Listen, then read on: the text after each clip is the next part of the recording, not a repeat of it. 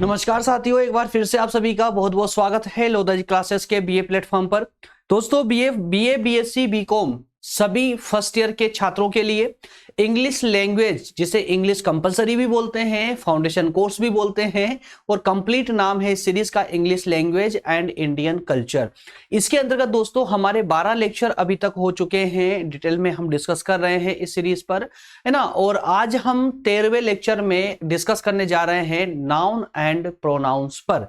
जी हाँ दोस्तों, English grammar का सबसे महत्वपूर्ण जो पार्ट है वो है आपका नाउन और प्रोनाउंस वाला पार्ट। हालांकि वर्ब, है ना, और एडवर्ब वगैरह इसमें के अलावा और भी कुछ पार्ट है जिन पर एक एक करके दोस्तों हम सभी ग्रामर के सभी पार्ट्सों पर इसी प्रकार से पूरे डिटेल में डिस्कस करेंगे। और डिटेल में डिस्कस करने का सबसे बड़ा रीजन हमारा ये है कि सिर्फ एग्जाम के पॉइंट ऑफ व्यू से ना पढ़ें, समझने के पॉइंट ऑफ व्यू से पढ़ें। हालांकि जानता हूं कि इंग्लिश को आप 8th क्लास से पढ़ते आ रहे हैं, लेकिन हो सकता है कि कुछ समझ आया और कुछ नहीं आया, है ना। इंग्लिश हमें नहीं आने का हमारा सबसे बड़ा रीजन होता है कि हमने कभी इंग्लिश की ग्रामर को समझने का प्रयास नहीं किया। अन्यथा ग्रामर इंग्लिश को पढ़ने के साथ ही साथ हम उसको समझने में भी सक्षम होते, कैपेबल होते, लेकिन दोस्तों हमने कभी इसे समझने का प्रयास नहीं किया। इसी कारण से आज हमें इंग्लिश में प्रॉब्लम आती है। लेकिन यकीन मानिए दोस्तों, आज अगर आप ये नाउन और प्रोनाउन की क्लास अटेंड करते हैं तो नाउन्स को लेकर जो भी डिफिकल्टीज है या जो भी कंफ्यूजन थी आपके मस्तिष्क में, वो पूरी तरह से निकल जाएगी। क्योंकि हम इंग्लिश को इंग्लिश की तरह नहीं, बल्कि हिंदी या कहे कि अन्य जो सब्जेक्ट हमारे जैसे पॉलिटिकल साइंस, हिस्ट्री, इकोनॉमी, उनकी तरह ही हम इसको ट्रीट करते हैं और उसी की तरह पढ़ने का प्रयास करते हैं। और ये इसलिए ताकि जो स्टूडेंट इंग्लिश को पसंद नहीं करते हैं या जिनको इंग्लिश नहीं आती है, जो इंग्लिश में थोड़े बहुत वीक है, उनके लिए काफी हेल्पफुल सेशन हो सके।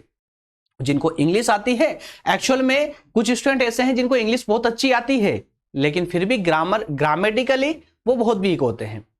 तो आपकी ग्रामर को ये स्ट्रॉन्ग बनाएगा, ये वाला पार्ट जो है आपको आपकी ग्रामर को स्ट्रॉन्ग कर देगा। चलिए शुरू करते हैं अपना आज का सेशन। आगे बढ़े उससे पहले जो भी नए स्टूडेंट है जो पहली बार देख रहे हैं, उनको बता दूं दोस्तों, इसी प्लेलिस्ट पर, अर्थात कि यूट्यूब के इस चैनल की प्लेलिस्ट पर ही हमारे और भी सब्जेक्ट हैं जो बीए फर्स्ट, सेकंड और थर्ड ईयर सभी को कवर करते हैं। तो एक बार प्लेलिस्ट में जरूर जाइएगा, आपकी पसंद का या आपकी जरूरत का हर एक सब्जेक्ट आपको प्लेलिस्ट में मिल जाएगा नोट्स के साथ में। आइए शुरू करते हैं। और शुरू करें उससे पहले एक बार और मैं आप लोगों को बता दूं दोस्तों, थोड़ा सा मुझे भी बहुत बेकार लगता है, हालांकि जब भी सेशन में कंटिन्यू नहीं कर पाता हूं आप लोगों के लिए, क्योंकि थोड़ा सा मॉर्निंग में सेशन लेकर आना थोड़ा सा डिफिकल्ट तो होता है, लेकिन कोशिश मेरी पूरी रहती है सेशन लेने की। लेकिन आप लोग जब वेट करते रहते हैं और कभी सेशन क्लास नहीं हो पाती है, तो मैं आपको नोटिफिकेशन भी नहीं डाल पाता हूं ग्रुप में। और नोटिफिकेशन नहीं डालने का रीजन ये होता है कि मैं आखिरी टाइम तक प्रयास करता हूं कि काश क्लास हो जाए, लेकिन जब कोई ऐसा स्ट्रॉन्ग रीजन होता है कि क्लास नहीं हो, पॉसिबल ना हो, तभी कहीं जाकर के आपकी क्लास रुकती है ना। तो अब जैसे कि कल छुट्टी हो चुकी थी, कल कोई क्लास नहीं हुई, लेकिन आज और कोशिश करते हैं कि कंटिन्यू क्लासेस आपकी चलती रहे। आइए शुरू करते हैं आज का सेशन। जैसा कि मैं आप लोगों को बता चुका था कि लास्ट यूनिट चल रही है आपकी, और लास्ट अर्थात की थर्ड यूनिट चल रही है फाउंडेशन कोर्स की इंग्लिश की, जिसमें अभी तक हम वोकेबलरी वाला पार्ट पूरी तरह कवर कर चुके हैं, है ना। सब कुछ पूरे वोकेब को हमने सफिक्स प्रेफिक्स से लेकर के वन वर्ड सब्स्टिट्यूशन तक हमने कंप्लीटली डिटेल में डिस्कस किया। और लास्ट वाले पार्ट में हमने इससे इन वोकेबलरी वाले पार्ट से रिलेटेड क्वेश्चन आंसरों को हमने देखा, उस पर डिस्कस किया। इसी तरह से अब ग्रामर वाले पार्ट पर हम मूव कर चुके हैं, चूंकि आज से ही, तो पहले हम इन सभी ग्रामेटिकली जो भी फॉर्म है इन सब पर हम डिस्कस करेंगे, इनको समझेंगे। जैसे कि नाउन प्रोनाउन को आज समझेंगे, उसके बाद एडजेक्टिव को, वर्ब को, एडवर्ब को, है ना, प्रोपोजिशन वगैरह, इन सबको हम समझेंगे। और लास्ट में इनसे संबंधित जितने भी क्वेश्चन आंसर हो सकते हैं, एमसीक्यू क्वेश्चन आंसर, उन पर डिस्कस करेंगे। क्लियर है? आइए तो शुरू करते हैं अपने नाउन से आज की कहानी। ठीक है, तो सबसे पहला प्रश्न आता है कि ये नाउन है क्या। एक्चुअल में बहुत सारे स्टूडेंट ऐसे हैं जिनको पता है नाउन क्या होते हैं, लेकिन थोड़ा सा आप लोग भी सुन ले, और जिनको नहीं पता या जो कंफ्यूजन रहती है या जिन्होंने रट रखा है वो भी थोड़ा सा व्यवहारिक रूप से सुन ले, है ना। रटने की आवश्यकता कुछ होती ही नहीं है, चाहे वो इंग्लिश हो या कोई सा भी सब्जेक्ट हो, रटने की कोई आवश्यकता नहीं होती। रटी हुई कोई शिक्षा नहीं होती दोस्तों। इसको पढ़िए, पढ़ करके उसको समझिए और उसे लागू कीजिए। जब तक आप लागू नहीं करेंगे तब तक वो रटी हुई शिक्षा रहेगी मात्र, है ना। जिस दिन से आप उसको लागू करना सीख गए अपने जीवन में, उस दिन से जो कंटेंट आप पढ़ रहे हैं वो शिक्षा वो एक वास्तविक शिक्षा बन जाएगी और आपके जीवन में प्रवेश कर जाएगी, जो कि आपके व्यक्तित्व में परिवर्तन का भी एक बड़ा कारण बनती है। क्लियर। चलिए, सबसे पहला क्वेश्चन होता है कि एक्चुअल में जिसे हम पढ़ने वाले हैं नाउन, ये नाउन होता क्या है। तो इसकी शुरुआत कुछ ऐसे करते हैं, ये समझिए कि देखिए जब हम हिंदी बोलते हैं, तो जब हम हिंदी का एक वाक्य, कुछ भी हम हिंदी का कोई एक वाक्य बोलते हैं, तो उसमें कई पार्ट्स की, अगर हम ग्रामर की बात करें, हिंदी की ग्रामर की अगर हम बात करें, व्याकरण की बात करें, तो उसमें हम उस व्याकरण के कई अलग अलग भागों पर चर्चा करते हैं एक ही वाक्य के अंदर। तो उसी प्रकार से इंग्लिश में भी वही होता है दोस्तों। इंग्लिश में हम वाक्य को सेंटेंस बोल देते हैं, और जब एक सेंटेंस, एक कंप्लीट सेंटेंस बोलते हैं, तो उसमें हम ग्रामर के अलग अलग पार्ट्स की चर्चा करते हैं, और अलग अलग पार्ट्स से मिलकर के ही एक सेंटेंस बन पाता है ना। जैसे एक सेंटेंस में आप लोगों के लिए लेकर आया हूं, जैसे कि एक सेंटेंस लिखा हुआ है, कुछ भी रटना मत, याद करने की कोशिश मत करना, है ना। बस ये मेरे द्वारा बनाया गया एक सेंटेंस है, ताकि मैं आपको थोड़ा सा अलग अलग फॉर्म में नाउन्स को समझा सकूं। देखिए एक सेंटेंस है, सेंटेंस बोलता है राम गोज टू स्कूल। क्या कहा जा रहा है? Ram goes to school daily. That's why Ram is a good in English, because he is sincere in school and he study in government high secondary school. एक सिंपल सा एक वाक्य है, एक सेंटेंस है। अब यहां पर मैंने कुछ वर्ड्स को हाईलाइट किया हुआ है ना। अब ध्यान दीजिएगा, मैं सेंटेंस रटवाने के लिए नहीं आया हूं, कुछ समझाने के आया हूं। अब ध्यान से सुनिएगा इसको। देखिए क्या लिखा हुआ है, Ram goes to school daily. ठीक है, तो एक कथन तो आपका यहां तक कंप्लीट हो जाता है, Ram goes to school daily. Ram रोज स्कूल जाता है, प्रतिदिन स्कूल जाता है ना। इसका हिंदी व्याकरण। अब ध्यान दीजिएगा, यहां पर एक नाम आता है राम, क्लियर है, और एक लिखा हुआ है गोज। गोज, अब चूंकि मैंने इसमें से ई और एस को साइड में कर दिया है, क्यों? क्योंकि इसके जो वर्ब है, वर्ब के साथ ई एस लगा हुआ है। और वो क्यों लगा हुआ है, ये कारण ये है कि यहां पर राम जो नाउन है ये सिंगल है, इसलिए सिंगुलर है, एक वचन है, इसलिए तो उसको समझने की आवश्यकता नहीं है, ये हम आगे वर्ब के फॉर्म में समझेंगे, है ना। तो अभी ध्यान दीजिएगा आप लोग, एक है राम, एक लिखा हुआ है गोज, गो, है ना, और एक स्कूल। ये तीन वर्ड को मैंने हाईलाइट किया हुआ है। अब ध्यान से सुनिएगा, राम गोज टू स्कूल। अब इसमें से ई एस हटा रहे हैं हम। अब सिंपल बोल रहा हूं मैं, राम गो टू स्कूल। तो क्या मतलब हुआ? राम स्कूल जाता है। चलिए, अब इसमें राम क्या हुआ दोस्तों? राम हो जाता है यहां पर नाउन। क्या हो रहा है? नाउन। राम क्या है? एक नाउन है। उसी तरह से स्कूल भी क्या हो जाएगा? स्कूल भी नाउन हो जाएगा। कारण सुनिए, यहां पर राम क्या है? एक व्यक्ति के, एक बच्चे का नाम है, एक स्टूडेंट का क्या है? नाम है ना। और आगे बढ़ते हैं, स्कूल भी क्या है दोस्तों? स्कूल भी एक स्पेशल कैटेगरी को अनाउंस कर रहा है, एक स्पेशल कैटेगरी बता रहा है। कौन सी कैटेगरी? स्कूल की कैटेगरी। तो कहीं ना कहीं ये भी किसी की ओर क्या इशारा कर रहा है, ये एक कैटेगरी को बता रहा है, कैटेगरी का नाम बता रहा है। तो जो भी नाम बताएगा वह क्या हो जाएगा? नाउन कहलाएगा। और आगे बढ़िए, अब लिखा हुआ है कि Ram is a good in English. अब देखिए, इंग्लिश कह दिए, यहां पर एक सब्जेक्ट का नाम बताया उसने, तो सब्जेक्ट का नाम बताया, तो ये भी क्या हो जाएगा दोस्तों? ये भी नाउन हो जाएगा, ये भी नाउन हो जाएगा। आगे बढ़ते हैं, because he is sincere in school and he study in government high secondary school. अब देखिए, गवर्नमेंट हाई सेकेंडरी स्कूल, ये क्या है? ये एक स्पेशल स्कूल का नाम है, स्कूल का नाम है। यहां पर ये जो स्कूल आया था, यहां पर जो स्कूल आया था, ये क्या था दोस्तों? एक कैटेगरी थी। स्कूल, स्कूल तो कोई सा भी हो सकता, कई सारे स्कूल हो सकते हैं, सही है, ये कैटेगरी थी। लेकिन जहां पर स्कूल का नाम दे दिया गया है, नाम दे दिया गया, तो ये क्या हो गया दोस्तों? यहां पर ये एक स्पेशल स्कूल का नाम हो चुका है, तो ये भी क्या हो जाएगा, ये भी नाउन हो जाएगा, ये भी नाउन हो जाएगा।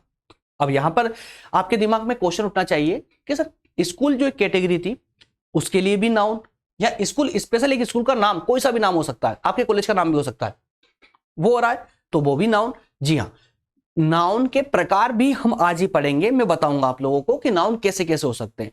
बस यहां पर मैं आपको एक बात समझाने का प्रयास कर रहा हूं और वो सिर्फ इतनी सी कि जब भी इंग्लिश में या इंग्लिश के सेंटेंस में कभी भी किसी का भी कोई भी नाम आता है तो वो नाम ही क्या हो जाएगा, उसका नाउन कहलाएगा।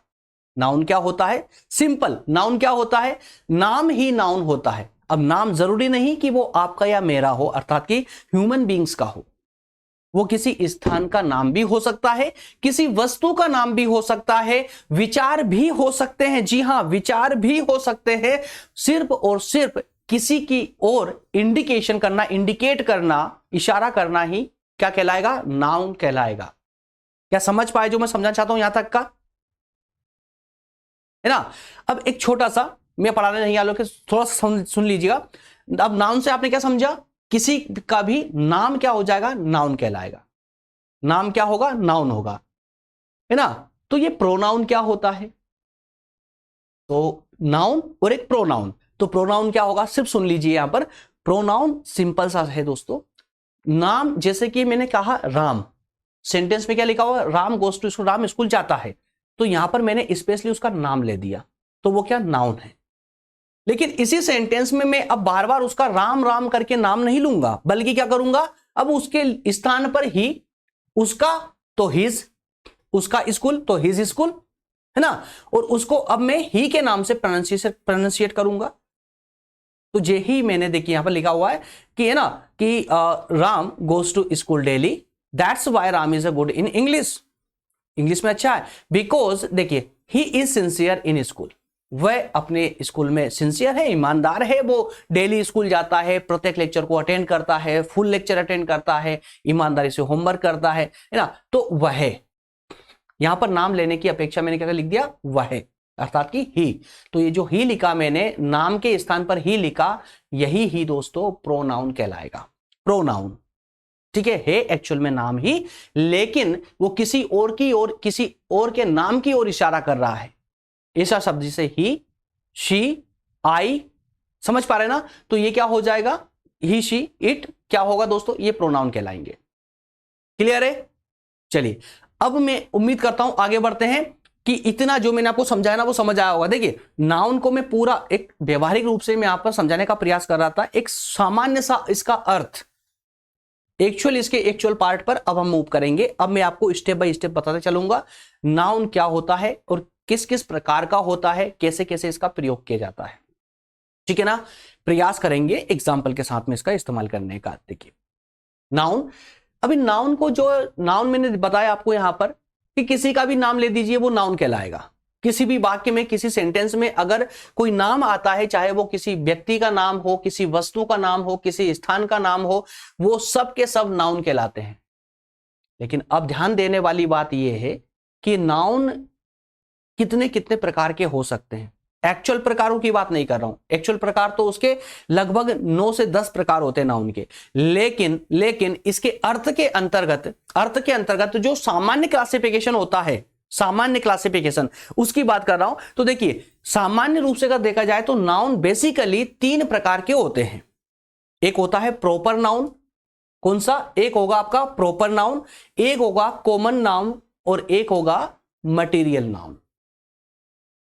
प्रॉपर नाउन, राम क्या डायरेक्टली नाम ले दिया, government high secondary school directly नाम ले दिया, क्या हो गया ये दोस्तों, प्रॉपर नाउन हो गया। समझ पा रहे ना। किसी स्थान का नाम ले दीजिए जैसे कि ताजमहल, तो क्या हुआ, इंदौर, क्या है ये, प्रॉपर नाउन है, जहां पर कोई कंफ्यूजन नहीं है, एकदम क्लियर है, वो क्या होगा, प्रॉपर नाउन। अब मैंने कहा कि कॉमन नाउन, अच्छा नाउन ऐसा भी तो हो सकता है ना, राम, अब चूंकि राम तो एक स्टूडेंट है, लेकिन मैंने कहा स्टूडेंट्स, बहुत सारे स्टूडेंट हो गए, समझ पा रहे ना, बहुत सारे स्टूडेंट्स हो गए। तो क्या बहुत सारे स्टूडेंट्स के लिए क्या प्रत्येक स्टूडेंट का नाम लिखना पड़ेगा, नहीं, बल्कि उसका बहुवचन में उसका प्रयोग करेंगे, प्लूरल में उसका प्रयोग करेंगे, है ना। तो अब मैंने जैसे मान लीजिए कि कहा कि जब आप कोचिंग कॉलेज जाते हैं तो आपकी पार्किंग में कुछ बाइक खड़ी होती है ना। तो अब उन बाइक की अगर बात करें तो लगभग हो सकता है कि 100, 200, 500 बाइक होगी। उनको गिना जा सकता है या नहीं? आप बोलेंगे बिल्कुल गिना जा सकता है। तो हम गिन करके भी उन बाइक्स का जो है सेंटेंस में प्रयोग कर सकते हैं कि पार्किंग में कितनी बाइक है ना। तो इस प्रकार के तो वो बाइक का जब हम नाम लेंगे, बाइक्स बोलेंगे, है ना, तो there are many bikes in the college parking. क्या सेंटेंस बनेगा? There are many bikes in the college parking. Many bikes, तो ये जो मेनी बाइक आया ना, ये क्या हो गया दोस्तों? ये हो गया आपका नाउन। अब काउंटेबल थी, गिन के बता दिया, समझिएगा, काउंटेबल थी, गिनकर बता दिया। लेकिन वहीं मैं एक बोल दूं, वहीं बोलें कि अगर मैं बोलूं कि एक बोरे में, एक थैले में गेहूं भरे हुए हैं या चावल भरे हुए हैं, कुछ भी है ना, कुछ भी मील्स का नाम ले लीजिए। जैसे गेहूं को एग्जांपल लेते हैं कि एक बोरे में गेहूं भरे हुए हैं, तो क्या आप बता सकते हैं कितने गेहूं भरे हुए हैं? नहीं। एक कटोरे में मिल्क भरा हुआ है, दूध है, या एक ग्लास में पानी भरा हुआ है, तो क्या आप कैसे बताएंगे दोस्तों उसको? क्या उसको गिन के बताएंगे? तो आप बोलेंगे नहीं। तो ये कौन सा नाउन हो जाएगा?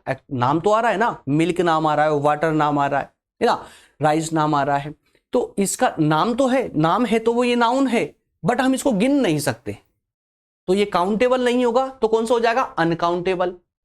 अब यही बात समझिएगा, जहां पर कोई कंफ्यूजन ना हो, जहां डायरेक्ट नाम आ जाए, वो नाउन तो आपका प्रॉपर नाउन कहलाएगा। लेकिन जब आपके कॉलेज की पार्किंग की बात आए, अर्थात ये कि जब आप जो है वस्तुओं को गिन पाए, गिनने में सक्षम हो, गिन करके उसको बता सके, तो वो काउंटेबल नाउन कहलाते हैं। और वो काउंटेबल नाउन ही दोस्तों आपके कॉमन नाउन के होते हैं। क्या होते हैं? Common noun. और वहीं मटेरियल या मास नाउन कहलाते हैं, जिनको आप गिन नहीं सकते। इसे दिख रहा ना, मटेरियल, है ना, मटेरियल। क्लियर है? तो ये तीन बस डिफरेंस हल्के से आप याद रखना, आगे इसी सेशन में आपको ये बहुत हेल्प करने वाला है। प्रॉपर नाउन, जहां कोई कंफ्यूजन ना हो, डायरेक्ट नाम लिया गया हो। कॉमन नाउन, जहां पर आप गिन सके, है ना, उनकी काउंटिंग हो सके, उसको कॉमन नाउन कहेंगे। और मटेरियल नाउन, जिनकी काउंटिंग ना हो सके, जिसको हम जो है लीटर में, केजी में, है ना, या अपनी भावनाओं में, विचारों में व्यक्त कर सकते हैं, उसको मटेरियल नाउन कहेंगे। ठीक है ना? चलिए अब आगे बढ़ते हैं। अब स्टेप बाय स्टेप इसको समझते हुए चलते हैं, ताकि हमारा सेशन अब आगे बढ़े। सबसे पहले व्हाट इज नाउन? ध्यान से सुनिएगा, एकदम सिंपल है। जो मैंने अभी आपको सामान्य अर्थों में और एकदम शुद्ध हिंदी में समझाया है ना, बस वही है। देखिए, a noun is a word used to define a person, living object, place, thing, quality और कंडीशन। नाउन एक ऐसा वर्ड है जिसका प्रयोग व्यक्ति, जीवित वस्तु, कोई स्थान, कोई वस्तु, किसी वस्तु की क्वालिटी, किसी वस्तु की स्थिति के बारे में डिफाइन करता हो, अर्थात कि बताता हो। फिर से, नाउन एक ऐसा शब्द है, नाउन एक ऐसा वर्ड है जो व्यक्ति के बारे में, जीवित वस्तुओं के बारे में, किसी वस्तु की क्वालिटी के बारे में, उस वस्तु की स्थिति के बारे में बताता हो, उसको ही हम नाउन कहते हैं। सिंपल सा, ठीक है ना? तो अब जो मैंने आपको बताया था, प्रॉपर, उसके बाद कॉमन, उसके बाद में काउंटेबल, अनकाउंटेबल, मटेरियल नाउन। तो आइए थोड़ा सा इनके बारे में जान लेते हैं। सिंपल, प्रॉपर नाउन बस पढ़िए और पढ़ते ही आपको समझ आएगा। They are names of person, place, things, etcetera. किसी का भी, चाहे वो कोई व्यक्ति हो सकता है, किसी स्थान का नाम हो सकता है, या किसी वस्तु का नाम हो सकता है। डायरेक्टली जो नाम आता है उसे हम क्या कहेंगे? प्रॉपर नाउन कहेंगे। है ना। सेंटेंस भी यूज होता है ना, जैसे अभी हमने यूज किया था राम गोज टू स्कूल, तो राम डायरेक्टली आ चुका था ना, तो वो क्या कहलाएगा, प्रॉपर नाउन हो जाएगा, प्रॉपर नाउन होगा, ठीक है ना। देखिए एग्जाम्पल दिए गए हैं, जैसे समीर, उत्तर प्रदेश, मध्य प्रदेश, इंदौर, है ना, या टाइम्स ऑफ इंडिया न्यूज़पेपर का नाम, तो एग्जैक्ट नाम आ रहा है, या कोई कंफ्यूजन नहीं है, ये कहलाएगा आपका प्रॉपर नाउन। हाँ, इन पर क्वेश्चन कैसे बनेंगे वो भी बताऊंगा, लेकिन सेशन के एंड में, जब ये ग्रामर वाला पार्ट कंप्लीट हो जाएगा उसके बाद मैं आपको बताऊंगा इन सभी पार्ट से क्वेश्चन आंसर कैसे बनेंगे, क्वेश्चन कैसे बनेंगे, आंसर कैसे देना है आपको। आए समझ प्रॉपर नाउन, हाँ है ना। और इंग्लिश में जो ज्यादा वीक है, आपके रिवीजन के लिए सबकी हिंदी कर रखी है मैंने, टेंशन ना ले, सबकी हिंदी कर चुका हूं, ठीक है ना। सभी एक एक पार्ट को मैंने यहाँ पर हिंदी में भी डिफाइन किया हुआ है, ताकि आप आगे से जब कभी रिवीजन करेंगे तो आपकी ये हेल्प करेगा, हिंदी का डेटा, जिसको इंग्लिश नहीं आती हो उसके लिए। इसके बाद बात करते हैं कॉमन नाउन की। तो ये कॉमन नाउन क्या होता है, सिंपल, जिनको गिना जा सके, मतलब काउंटेबल नाउन्स, काउंटेबल नाउन्स, गिनने योग्य जो संख्या होती है उसको ही हम यहां पर क्या कहेंगे, जो है कॉमन नाउन कहेंगे, है ना। तो दे फॉर्म अ ग्रुप, कौन सा ग्रुप, जिस ग्रुप के नाउन्स को गिना जा सकता हो, काउंटेबल हो, उसको हम कॉमन नाउन कहेंगे, ठीक है ना। अब ध्यान रखना, कॉमन नाउन और काउंटेबल नाउन एक ही है, प्रकारों में पढ़ेंगे हम लोग, है ना, इसके टाइप में पढ़ेंगे, नाउन्स के टाइप में हम पढ़ने वाले हैं इसको। तो काउंटेबल नाउन वह संज्ञा होती है, संज्ञा नाउन को कहते हैं, वह संज्ञा होती है जिसे हम गिन सकते हैं, ये संख्या से जाने जाते हैं, मतलब संख्या में व्यक्ति, इनको संख्या में व्यक्त किया जाता है ना, गिन करके व्यक्त किया जाता है, क्लियर है। उसी तरह से अनकाउंटेबल नाउन को, जैसे मैंने आपको बताया, जिसको गिना ना जा सकता हो, जिसे वजन से व्यक्त किया जाए, वजन से व्यक्त किया जाए, है ना, तो वो सब अनकाउंटेबल नाउन कहलाएंगे। और अनकाउंटेबल नाउन ही दोस्तों आपके मटेरियल नाउन कहलाता है, मटेरियल नाउन होता है, ठीक है ना, मटेरियल नाउन। तो मटेरियल नाउन और एब्स्ट्रैक्ट नाउन, मटेरियल नाउन और एब्स्ट्रैक्ट नाउन, ठीक है ना। मटेरियल का मतलब हिंदी अर्थ क्या होता है, सामग्री, और एब्स्ट्रैक्ट का हिंदी अर्थ क्या होता है, पदार्थ, ठीक है ना। लिक्विड, लिक्विड वाटर है, 2 लीटर 5 लीटर है, तो गिन करके व्यक्त कर रहे हो या फिर लीटर में बता रहे हो उसको,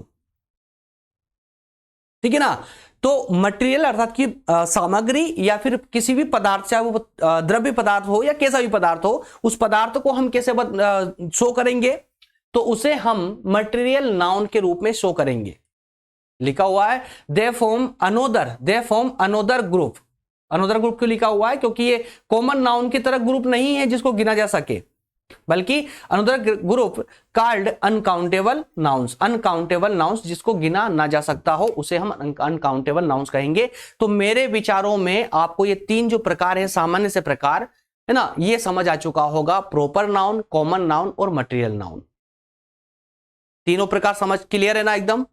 चलिए अब अगर आगे बढ़े दोस्तों, तो अब मैं आपको बताऊंगा कि कितने प्रकारों के हो सकते हैं, और इस प्रकार में हम इन 3 पर भी डिस्कस करेंगे, और 3 के अलावा 4 और भी है जिन पर हमें डिस्कस करना है। तो आइए शुरू करते हैं।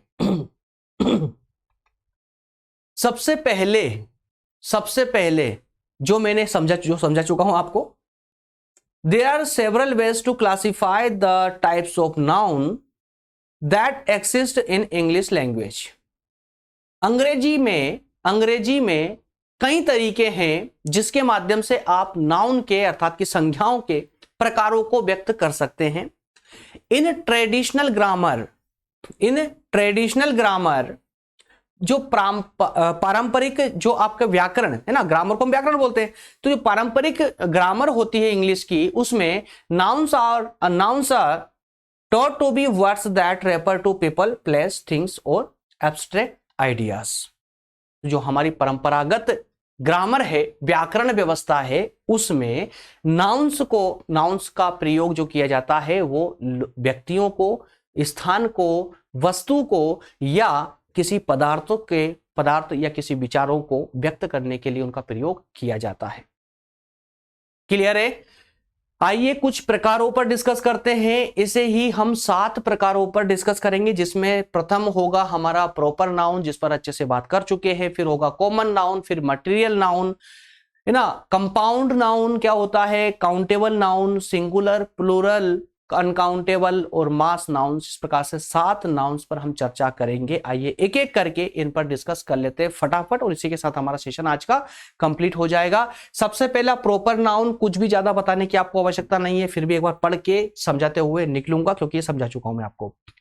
Proper noun are nouns, proper noun एक ऐसा नाउन है दैट की refers to specific entity, specific entity जो किसी स्पेसिफिक स्पेशल इकाई की बात करता हो। स्पेशल इकाई की, स्पेशल इकाई किसी का स्पेशल नाम, स्पेशल इकाई मतलब किसी एक ही इकाई की बात करता हो, उसे हम प्रॉपर नाउन कहेंगे। देखिए writers of English, writers of English अंग्रेजी लिखने वाले जो लेखक होते हैं वो कैपिटलाइज प्रॉपर नाउन्स, जो प्रॉपर नाउन को वो कैपिटलाइज फॉर्म में लिखते हैं। कैपिटलाइज फॉर्म मतलब कि बड़े अक्षरों में लिखते हैं। जैसे जैसे लंदन को लिखना होगा तो क्या करेंगे दोस्तों, एल को बड़ा कर देंगे।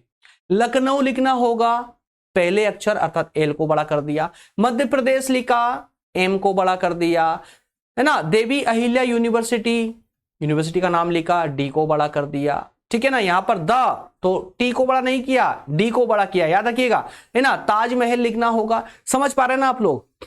तो अंग्रेजी के लेखक भी प्रॉपर नाउन के पहले अक्षर को कैपिटल फॉर्म में लिखते हैं, कैपिटल फॉर्म में लिखते हैं। सिंपल सी बस एक ही बात याद रखनी है, प्रॉपर नाउन क्या है, जो स्पेशल एंटिटी की बात करता हो वो प्रॉपर नाउन है, दैट्स ऑल।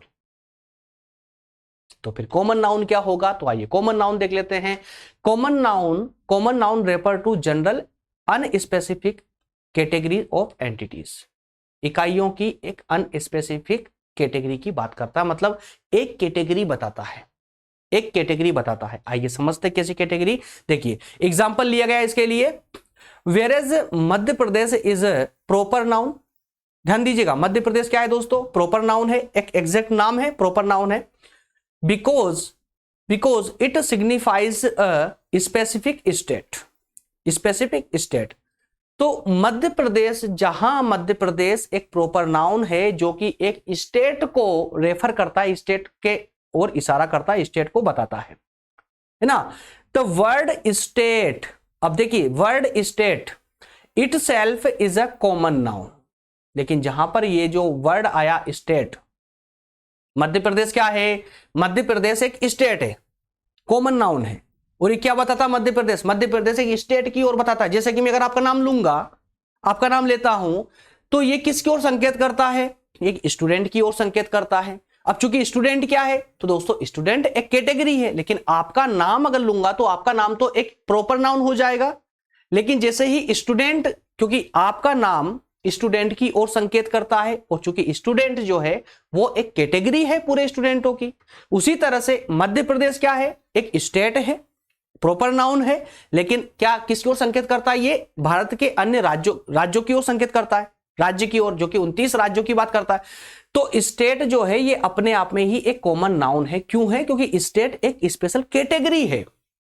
क्या है, एक कैटेगरी है जो कि भारत के राज्यों की बात करता है, भारत के राज्यों की कैटेगरी को बताता है।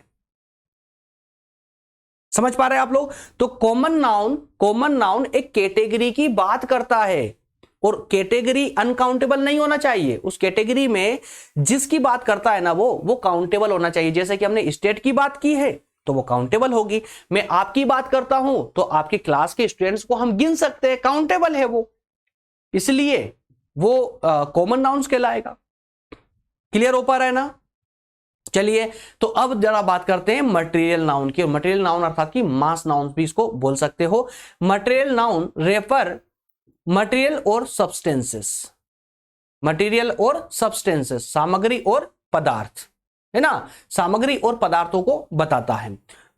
From which things are made, जिनको बनाया जा सकता है। देखिए वाइल जब cotton is an adjective, cotton is an adjective when used in cotton dress. ध्यान दीजिए क्या कहा जा रहा है कि कॉटन को जब हम किसी ड्रेस में यूज करते हैं ना, कॉटन को, रुई को, कॉटन को जब हम ड्रेस में यूज करते हैं तो क्या होता है, तो वो एक एडजेक्टिव बन जाता है ना, क्यों? क्योंकि मटेरियल है ना। तो लेकिन जब कॉटन को जब हम मटेरियल नाउन के रूप में जब यूज करेंगे, उसका मटेरियल नाउन के रूप में जब, देखिए एडजेक्टिव कब, जब उसका यूज हम किसी ड्रेस को बनाने में कर रहे हैं, कपड़ा बनाने में कर रहे हैं, तो वो एडजेक्टिव कहलाएगा। लेकिन जैसे ही हम कॉटन का यूज फसल के रूप में करते हैं, तो वो क्या बन जाएगा दोस्तों? ये मटेरियल नाउन बन जाएगा। समझ पा रहे हैं आप लोग? मटेरियल नाउन बन जाएगा। क्यों बन जाएगा? क्योंकि कॉटन एक स्पेशल कैटेगरी है। क्या है? कैटेगरी है। लेकिन उसको गिन तो नहीं सकते। क्या कर सकते? उसको तोल सकते हैं, वेट कर सकते हैं, उसका वजन कर सकते हैं। क्लियर है? तो जब हम फसल की बात करते हैं ना, तो फसल के रूप में वो क्या बन जाएगा? वो बन जाएगा एक मटेरियल नाउन, क्योंकि हम उसको गिन नहीं सकते, लेकिन वो एक कैटेगरी की ओर इशारा कर रहा है। क्लियर है ना? समझ पा रहे हैं आप लोग? एग्जाम्पल के माध्यम समझे ना? चलिए, तो आगे बात करेंगे इसके चौथे रूप की, कंपाउंड नाउन की। कंपाउंड एकदम इजी है ना, ज्यादा लोड मत लीजिएगा, एकदम इजी है, और खाली सुनते चलिए, समझते चलिएगा। और ये मत समझिए कि नाउन के इतने सारे प्रकार याद करने पड़ेंगे। अरे कुछ भी नहीं, अपने आप याद रहेगा, कुछ भी नहीं करना, सिर्फ नाम याद रखना आप लोगों को कि जो भी नाउन्स के टाइप होते हैं, कौन कौन से, एक प्रॉपर नाउन हो जाएगा, है ना, कॉमन नाउन हो जाएगा, मटेरियल नाउन, कंपाउंड नाउन, ये सिर्फ नाम याद रख लेंगे ना, अपने आप अर्थ आपको याद रहेगा। डोंट वरी, टेंशन ना ले। कंपाउंड नाउन क्या होता है? ये कुछ भी नहीं होता है। कंपाउंड का मतलब होता है सिंपल सा दोस्तों, कंपाउंड नाउन हम उन नाउन को कहते हैं जो दो शब्दों से मिलकर बनता है। किससे? दो शब्दों से मिलकर बनता है। कैसे बनता है जरा आगे देख लेते हैं। क्या लिखा हुआ देखिए, इसकी परिभाषा पढ़ लीजिए। कंपाउंड नाउन कंटेन्स टू और मोर वर्ड्स, दो या दो से अधिक शब्दों से, है ना, विच जॉइन टुगेदर, दो या दो से अधिक शब्दों से मिलकर के जो शब्द बनता है उसे हम क्या कहते हैं? कंपाउंड नाउन कहते हैं, है ना। सिंगल, देखिए सिंगल नाउन, दो या दो से शब्दों से मिलकर के जो सिंगल नाउन बनता है, एक वर्ड बनता है, उसको हम क्या कहते हैं? कंपाउंड नाउन कहते हैं। कैसे बनता होगा जरा देखिए, एग्जांपल दिया गया है। तीन फॉर्म इसकी होती है दोस्तों, तीन फॉर्म होती है। एक होती है क्लोज फॉर्म, तीनों बताऊंगा अच्छे से। एक होती है क्लोज फॉर्म, एक होती है हाइफेनेटेड फॉर्म। क्या होती है? हाइफेनेटेड फॉर्म, है ना। और एक होती है दोस्तों लास्ट, थर्ड, तीसरी होती है ओपन फॉर्म। ठीक है, एक क्लोज फॉर्म, क्लोज्ड फॉर्म, ठीक है, एक हाइफेनेटेड फॉर्म, और एक होती है आपकी ओपन फॉर्म। तीनों का मतलब समझ लीजिए, अपने आप याद हो जाएगा। कुछ भी देखिए, क्लोज फॉर्म में कंपाउंड नाउन को हम ऐसे यूज करते हैं जिसमें कि दो वर्ड या तीन वर्ड, जितने वर्ड होते हैं ना, वो एकदम बिल्कुल आपस में क्लोज होते हैं, चिपके होते हैं। जैसे जब आप बोलते हैं ना बॉल, सॉफ्ट बॉल बोला आपने, देखिए एग्जांपल दिया गया सॉफ्ट बॉल। तो सॉफ्ट बॉल में एक्चुअल में कितने वर्ड है? दो वर्ड, एक सॉफ्ट और एक बॉल, ठीक है ना। दोनों को आपस में जोड़ दिया, सॉफ्ट बॉल यूज करते हैं। टूथपेस्ट अलग अलग लिखते हैं क्या? टूथ अलग और पेस्ट अलग नहीं लिखते ना, टूथपेस्ट एक साथ लिखते हैं। तो क्या है ये क्लोज फॉर्म में नाउन है, कंपाउंड नाउन, जो दो शब्दों से मिलकर बने हैं। इसी प्रकार से हाइफेनेटेड फॉर्म में देखिए ना, जो बोलते हो ना सिक्स पैक या सन इन लो, क्या किया आप लोगों ने? इसमें स्पेस नहीं दिया, लेकिन एकदम बिल्कुल क्लोज भी नहीं है, ये बीच की स्थिति है। ये होगा आपका हाइफेनेटेड फॉर्म में, और एक होगा आपका ओपन फॉर्म में। ओपन फॉर्म में क्या हो जाएगा दोस्तों? जैसा आप बोलते हैं ना पोस्ट ऑफिस, अब पोस्ट ऑफिस दोनों को चिपका के तो नहीं बोलते, पोस्ट अलग लिखते हैं, ऑफिस अलग लिखते हैं, है ना। कॉलेज स्टूडेंट, कॉलेज अलग, स्टूडेंट अलग। समझ पा रहे हैं ना। अपर क्लास, इन सिंगल वर्डों के इस्तेमाल से इसका अर्थ हम डिफाइन नहीं कर सकते, इसलिए दो शब्दों को एक साथ बोलना पड़ता है। तो जब हम दो शब्दों को एक साथ बोलते हैं तो ये ओपन फॉर्म में होते हैं और ये कंपाउंड नाउन होता है। वो जब चिपका करके एक साथ बोलते हैं तो वो क्लोज फॉर्म में आ जाता है। सही है ना। तो कंपाउंड नाउन का मतलब सिंपल सा है, इसमें तीन फॉर्म का प्रयोग किया जाता है, क्लोज फॉर्म का, हाइफेनेटेड फॉर्म का और एक ओपन फॉर्म। क्लियर है। चलिए आगे बात करते हैं। अगला है आपका, सबका हिंदी मिलेगा, टेंशन मत लीजिए ना। अगला है काउंटेबल नाउन्स। मैं बता ही चुका हूं, जिनको गिना जा सकता हो ना। तो these count nouns that can occur in both single and plural form. इसमें एक नई बात इतनी सी याद रखिएगा, जो काउंटेबल नाउन्स होते हैं ना दोस्तों, ये एक वचन और बहुवचन दोनों हो सकते हैं। Can be modified by numbers, numerals, and can occur with the quantification determinants like many, most, more, several, etc.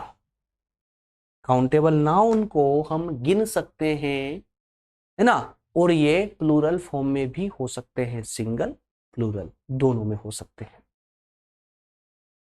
Clear है?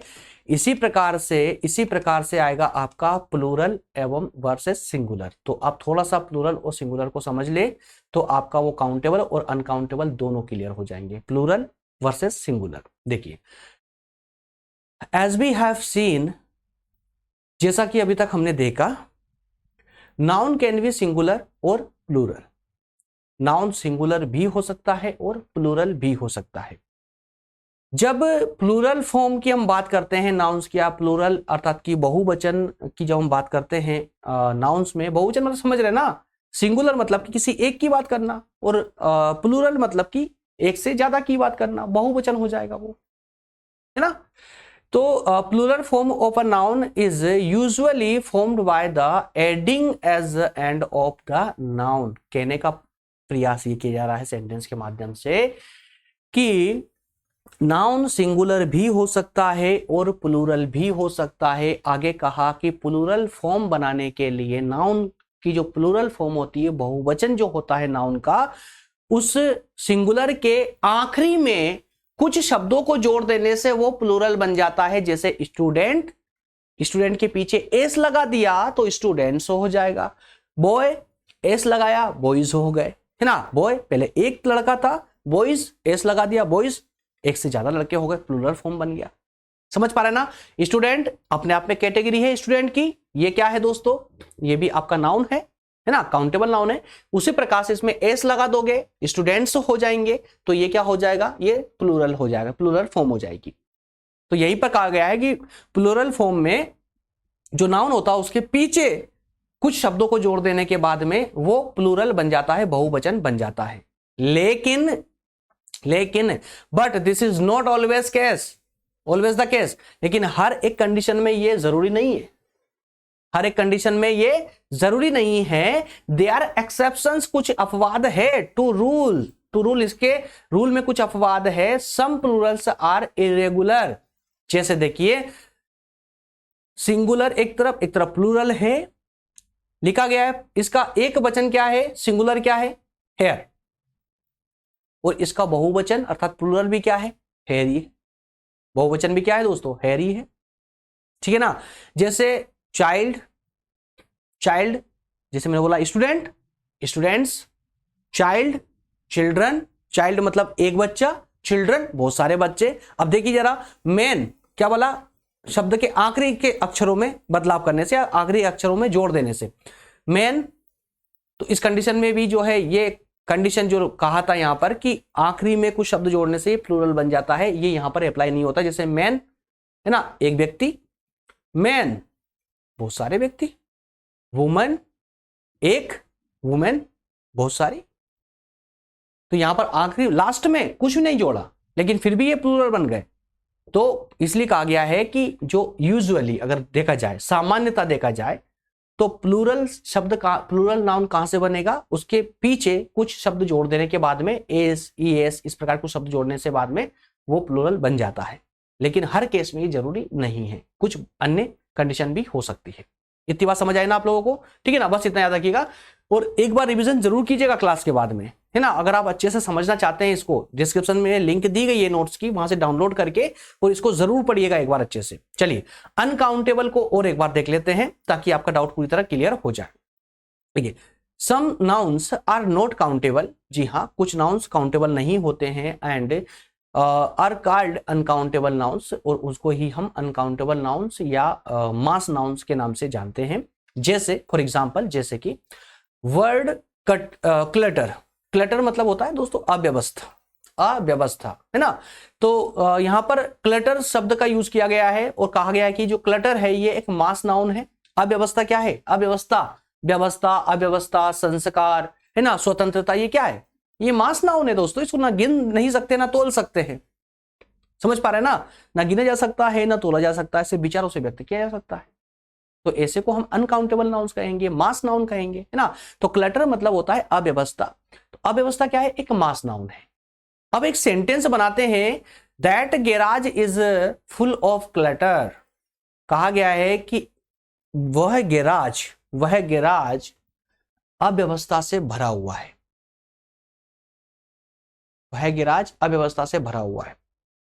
तो ये सेंटेंस बिल्कुल परफेक्ट है। क्यों? क्योंकि कहा जा रहा है कि जो गैराज है उसमें अव्यवस्था है। बोल सकते हैं अपने अनुसार, आप सरकारी डिपार्टमेंट का, गवर्नमेंट डिपार्टमेंट का भी यूज कर सकते हैं। That department is a full of क्या है, क्लटर।